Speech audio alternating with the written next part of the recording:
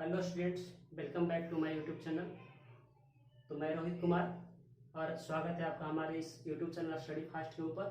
तो आज हम पढ़ने जा रहे हैं क्लास 10th के लिए त्रिगोनोमेट्री।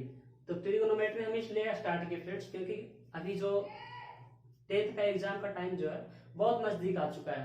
तो हमने सोचा कि अगर पहले त्रिकोणमिति खत्म कर लिया जाए तो फिर और सभी चैप्टर को पढ़ना आसान होता है, क्योंकि त्रिकोणमिति बहुत लंबा चैप्टर है। तो इसको पहले खत्म कर लेंगे, उसके बाद और किसी चैप्टर को पढ़ाएंगे। तो फ्रेंड आपसे सिर्फ एक रिक्वेस्ट है कि अगर वीडियो अच्छी लगे तो सब्सक्राइब और लाइक जरूर कीजिएगा।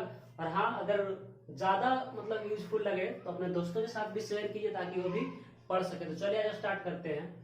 देखो फ्रेंड, आज हम बात करने जा रहे हैं त्रिकोणमिति। तो त्रिकोणमिति में सबसे पहले ये जो त्रिकोणमिति अगर के सिन्हा के मैथ से देखा जाए, बुक से के सिन्हा सर जो लिखे हैं उनके बुक से देखा जाए तो अध्याय 8 है और हम पढ़ेंगे 8.1, मतलब कि जो इसका त्रिकोणमिति है उसका बेसिक चैप्टर पढ़ने जा रहे हैं।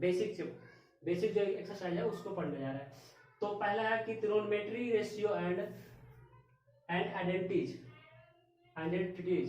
क्या, तो इसका हिंदी होगा त्रिकोणमितीय अनुपात एवं सर्व समीकरण। अब त्रिकोणमितीय अनुपात, हम त्रिकोणमितीय रेशियो पता है आपको कितना होता है?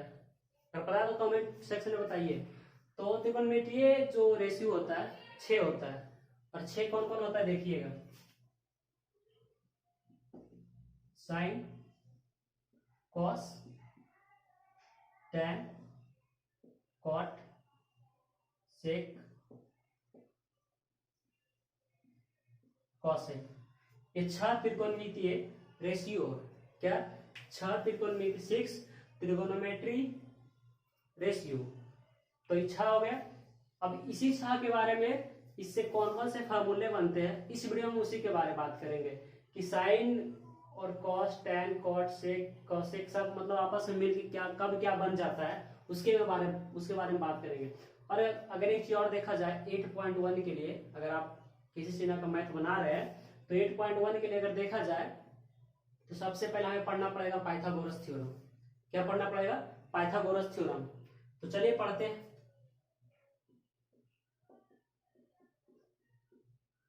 पाइथागोरस सिद्धांत। और पहले समझते हैं पाइथागोरस सिद्धांत होता क्या है। तो देखिए, पाइथागोरस साहब ने एक सिद्धांत दिए थे, उसमें बोले थे पाइथागोरस सर कि जो अंक जो वर्ग होगा, 2 अंकों का जो वर्ग होगा तीसरे अंक के वर्ग के बराबर होगा। क्या? 2 अंकों का जो वर्ग होगा तीसरे अंक के वर्ग के बराबर होगा।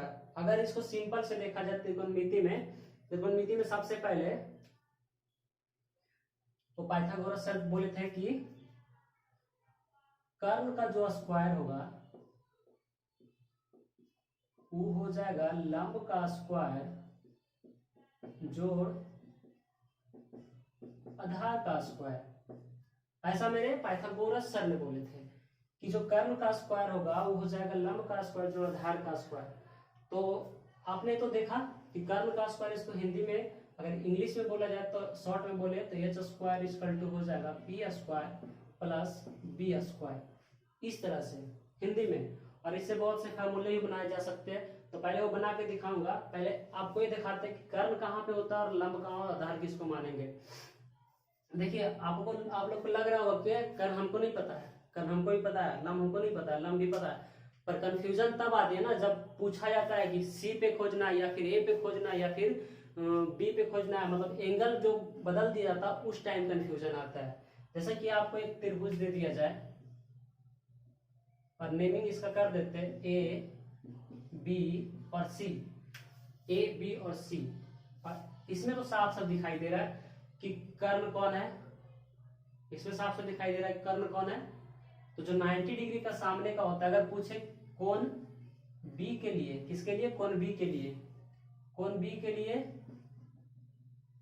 पूछ रहा है, तो इसमें हमको बताना है कि कोण बी के लिए कर्ण कौन होगा।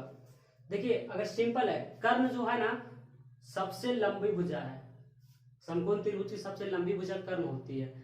तो आप सिंपल से देखिए, इसमें सबसे लंबी आपको कौन दिख रही है? सबसे लंबी आपको कौन दिख रही है?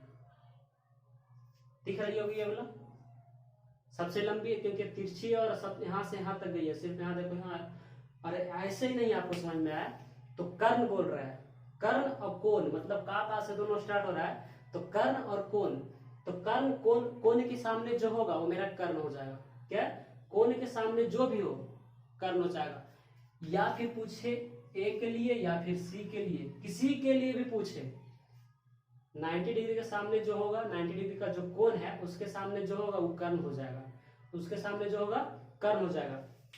अब बात रही कि अगर कोण बी के लिए खोज रहे हैं, ठीक ना, किसके लिए? कोण बी के लिए अगर खोज रहा है तो कोण बी के लिए तो कर्ण हमको मालूम हो गया,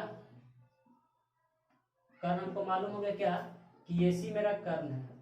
ओके, AC मेरा कर्ण है। अब आपसे पूछा जाए कि कोण बी के लिए ही बताना है कि इसका आधार कौन है, कोण बी के लिए बताना है कि इसका आधार कौन है। तो देखिए आप इस तरह से खड़े हैं, देखिए त्रिभुज किस पे बनी है? आधार मतलब होता है क्या? आधार मतलब क्या होता है? घर कभी बनाया होगा उस समय देखते हो कि दावा चटाता होगा, उसी को तो आधार बोला जाता है। मतलब जिस चीज पे मतलब कोई वस्तु खड़ी हो उसका जो निचला हिस्सा होता है उसी को हम लोग आधार बोलते हैं। मतलब जिसको मतलब अपना उस पर पूरा लोड देके खड़ी हो। अगर देखिए इसी पे तो त्रिभुज बना है ना, इसी पे पूरा लोड देके ये दोनों मतलब एक रेखा खड़ी है, तो मेरा क्या हो जाएगा? आधार हो जाएगा। तो इसको क्या बोलेंगे?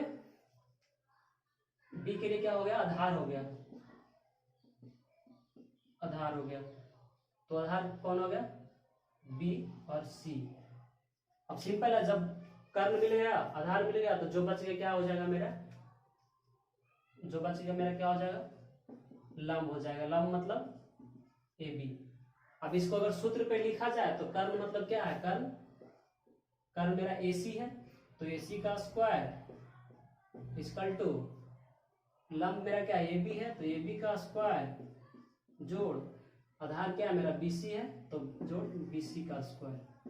इस तरह से एक त्रिभुज और लेते हैं, अगर उसमें उसमें देखते हैं कि कैसे होता है, क्योंकि ये जो हम बना रहे हैं इस पे 8.1 में कम से कम तो 10-20 हिसाबें हैं, 8.1 में 10 से 20 हिसाब हैं। तो देखिए उसके बाद इसमें हमको पता चल रहा है कि ये मेरा 90 डिग्री है। अब यहाँ पे कोई एंगल दे दे थीटा, क्या एंगल दे दे? थीटा। और पूछे ना यहाँ पे कि थीटा के लिए हमको कर्ण बताओ, थीटा के लिए हमको कर्ण बताओ, तो क्या बोल देंगे कि थीटा के सामने जो आप मतलब आप तो बोले थे कि एंगल के सामने जो होगा उसको हम कर्ण बोलेंगे। हम ये नहीं बोले थे, हम बोले थे कि 90 डिग्री एंगल के सामने जो होगा वो मेरा कर्ण होगा, क्योंकि मेरा 90 डिग्री के सामने का जो एंगल होगा वो मेरा कर्ण होगा। यहाँ पे 90 डिग्री क्यू है, क्यू के सामने कौन सी रेखा आ रही है? पी आर आ रही है, तो पी आर को हम लोग क्या मान लेंगे? कर्ण मान लेंगे। ठीक है, पी आर को क्या मान लिए? कर्ण। अब बोला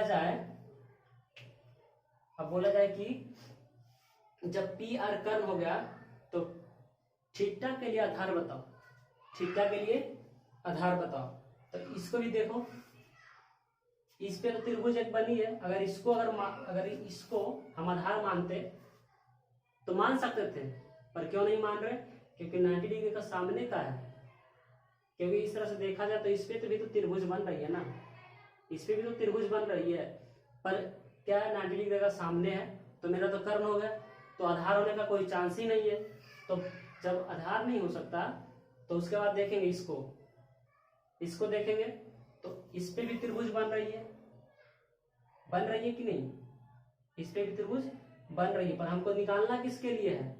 थीटा के लिए। तो थीटा कहाँ पे एंगल बना रहा है? कहाँ से एंगल बना के जा रहा है? जैसे यहाँ पे देखिए यहाँ से एंगल बना के जा रहा था, तो इसलिए इसको ई वाला माने थे। यहाँ भी एंगल यहाँ पे बना के जा रहा है, मतलब जहां पे एंगल बनाएगा वहीं से हम देखेंगे कि आधार कहाँ होगा। मतलब जहां से घर बनना स्टार्ट होता है वहीं से ना देखते हैं कि इसका मतलब कि आधार कहाँ से स्टार्ट हुआ है, किस पे ज्यादा लोड है। तो यहाँ से एंगल बना के जा रहा है, तो एंगल तो इसके और इसके बीच में बन रहा है, तो इसको मानते आधार या फिर इसको मानते? तो इसको तो मान नहीं सकते क्योंकि 90 डिग्री का सामने है तो कर्ण हो गया, तो इसको मानेंगे हम। तो समझ में आया कि जहां पे एंगल बना के जाए तो वहां वो दोनों रेखा को हम लोग देखेंगे, जहां पे एंगल बना उस दोनों रेखा को हम लोग देखेंगे और देखेंगे कि जब ये दोनों रेखा देख रहे हैं तो इसमें देखिए कि एक कर्ण हो गया, दूसरा क्या हो सकता है? आधार।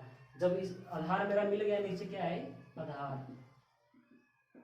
उसके बाद जो बच गया मेरा लंब हो जाएगा, जो बच गया मेरा लंब हो जाएगा। चलो इतना तो आप लोग को समझ में आया होगा, आशा करता हूं आप लोग समझे होंगे। बराबर क्या है? पी स्क्वायर जोड़ बी स्क्वायर। यहाँ पे अगर सिर्फ एच निकाला जाए, स्क्वायर को हटाया जाए, तो स्क्वायर को हटाने के लिए क्या करते हैं, अगर इधर स्क्वायर है तो बराबर को उधर जाएगा तो क्या हो जाएगा, अगर राइट साइड में स्क्वायर है और लेफ्ट साइड हमको भेजना है इक्वल टू के उधर, तो क्या हो जाएगा, इधर आके अंडर रूट में हो जाएगा स्क्वायर का मतलब ये। तो एच निकल गया। अगर पी को निकालना तो देखो पी स्क्वायर बराबर क्या हो जाएगा, पी को रहने दिए, बी को इधर भेजे तो H square minus B square, अगर पी निकालना है तो H square minus B square का अंडर रूट। इतना है समझ में, स्क्वायर को उधर भेजे। अब देखो अगर बी स्क्वायर निकालना है तो बी स्क्वायर क्या हो जाएगा, एच स्क्वायर, पी को इधर भेजेंगे, बी रहा यहाँ पे, तो पी स्क्वायर इधर प्लस में इधर आएगा तो माइनस में, तो H square minus P square का अंडर रूट। अब इसको करना क्या, सिर्फ बी निकालना है हमको, तो बी कैसे निकलेगा, यहाँ स्क्वायर सॉरी ये नहीं होगा, पहले स्क्वायर हटेगा तब होगा, तो क्या होगा, अब स्क्वायर हटा दिए तो H square minus P square का under root, P square B by equal to H square minus P square. तो अब क्या करना है कि जब इतना पढ़ने के बाद पहला तो पढ़े कि पाइथागोरस सिद्धांत क्या होता है। तो हमने बताया कि जब वो सिंपल में बोले थे कि दो, जैसे कि दो लंब स्क्वायर है ना, 3 का अगर स्क्वायर करें, यहाँ पे 4 का स्क्वायर करें तो यहाँ किसके स्क्वायर के बराबर हो जाएगा, 5 के। देखिए 3 का स्क्वायर कितना हो गया 9 और इसका 16 जोड़ के कितना हो गया 25। मतलब इस तरह से वो सिद्धांत दिए थे कि जो दो संख्याओं का वर्गों का योग होगा ना, वो तीसरे संख्या के वर्गों के बराबर होगा। मतलब कि दो संख्या क्या क्या होगा, अगर तेरे को नीति में लंब और आधार मान, लंब का स्क्वायर एवं जो आधार का स्क्वायर होगा, दोनों का जो योगफल होगा वो किसके बराबर होगा, कर्ण के स्क्वायर के बराबर होगा। तो इसको मान के हमने यहाँ से देखिए आपको एक त्रिभुज दिखाया उधर, उसके बाद बताया कि एच कैसे निकालना है, पी कैसे निकालना है और बी कैसे निकालना है। अब हम बात करते हैं कि sine cos tan cot sec cosec, इस तरह के फॉर्मूले के बारे में कि साइन थीटा इक्वल टू होता है पी बाई एच, मतलब कि लंब बटा कर्ण। साइन थीटा होता है लंब बटा कर्ण। कॉस थीटा इक्वल टू होता है बी बाई एच, तो बी मतलब क्या हो गया आधार, आधार बटा कर्ण कॉस, और हो गया टैन, टैन थीटा हो जाता है पी बाई बी। तो पी बाई बी मतलब पी का मतलब हो गया लंब, बी का मतलब हो गया आधार।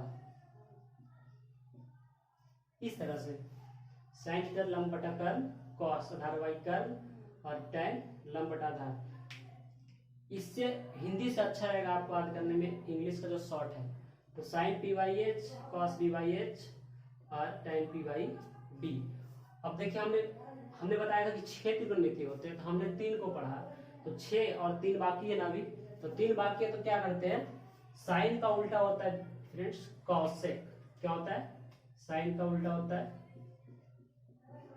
Cosec theta. तो साइन थीटा का उल्टा कॉसेक थीटा, मतलब कि पी बाई एच है तो क्या हो जाएगा H by P.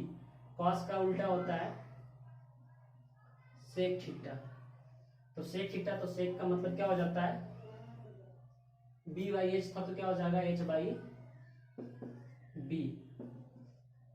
Ten P by B, tan का उल्टा होता है कॉट थीटा, तो पी बाई बी का क्या हो जाएगा बी बाई पी। आपने देखा कि आप ऐसे कैसे बोल रहे हैं कि साइन का उल्टा कॉसेक होता है, कॉस का उल्टा सेक होता है और टेन का उल्टा कॉट होता है।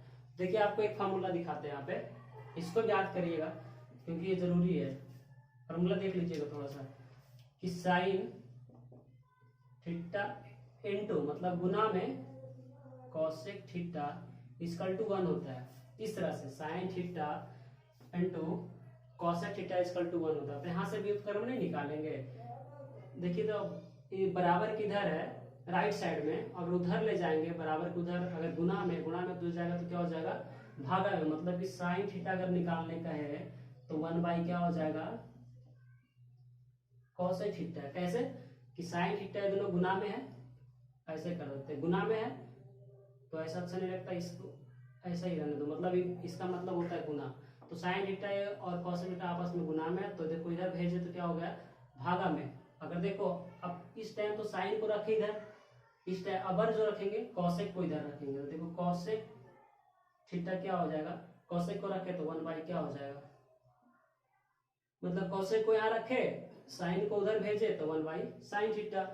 और देखिए कॉसेक का कॉस और सेक का फिर होता है cos theta into sec theta equal to 1, cos theta into sec theta equal to 1। तो यहाँ से वैसे ही निकाल लेंगे, कॉस को रखेंगे सेक को उधर भेजेंगे, तो cos theta 1 by sec theta और सेक थीटा हो जाएगा 1 बाई कॉस थीटा। वीडियो मतलब ध्यान से देखते रहिए इसको कैसे हुआ, गुना में तो उधर जाके भागा में, मतलब कॉस को रखे सेक को उधर भेजे भागा चला गया, सेक को रखे 1 बाई कॉस भागा में चला गया।